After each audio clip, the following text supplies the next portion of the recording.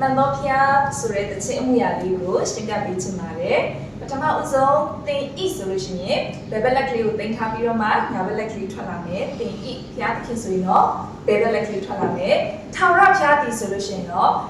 ဘယ်လက်ကလေးကိုတင်လိုက်ပြီးတော့မှညာဘက်လက်ကလေးကအရင်တည်းမှာပေါ့နော်ဒါကတော့ sign language မှာဖျားသခင်ကိုသုံးတဲ့အမှုရာဖြစ်ပါတယ်ထာဝရဖျားတည်မှန်တော့ဆိုလို့ရှိရင်တော့ပြင်ချင်းမြောက်ကြောချင်းကတ်လိုက်ပြီးတော့မှလက်မလေးထောင်မယ်ဖျားကတော့ခုနပုံစံပဲမှန်တော့ဖျားသစ္စာဆောင်တော့ဆိုလို့ရှိရင်တော့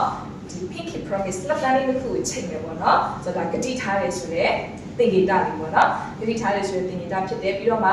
ကျောင်းလေးကိုအနေနဲ့လမ်းလိုက်မယ်ပြီးတဲ့အခါမှာကိုတော်ကိုဆိုလို့ရှိရင်တော့တညိုလေးတစ်ချောင်းကိုအပုံပြမယ်ကိုတော်ကိုချစ်၍ဆိုချစ်တဲ့ပုံစံလေးပြည့်ညတ်တော်တို့ကိုဆိုရင်တော့ကျန်းစာအုပ်လေးကိုင်မယ်ဖျားရဲနှုတ်ပတ်တော်ကို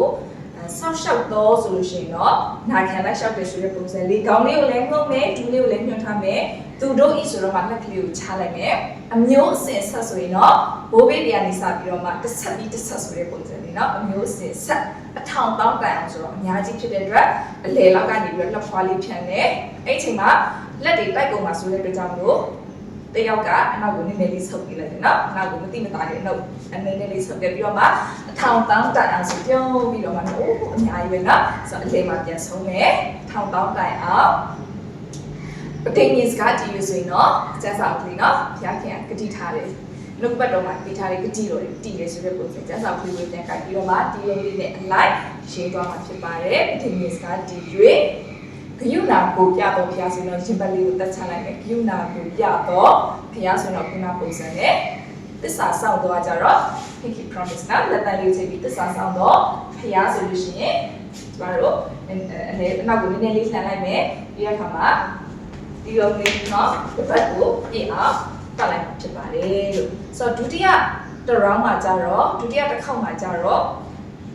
သစ္စာဆောင်တော့ဖျားပါက3ခေါက်ဖြစ်သွားတယ်အဲ့ဒီခါမှာတော့အပြည့်မပတ်တော့ဘူးเนาะပထမတစ်ခေါက်သစ္စာဆောင်တော့ဖျားပါဆိုလို့ရှိရင်တစ်ဝက်ပဲပတ်တယ်ဒုတိယတစ်ခေါက်မှာလည်းသစ္စာဆောင်တော့ဖျားပါဆိုရင်တစ်ဝက်ပဲပတ်တယ်တတိယတစ်ခေါက်မှာတော့သစ္စာဆောင်တော့ဖျားပါဆိုရင်အပြည့်ပတ်မှာဖြစ်ပါတယ်လို့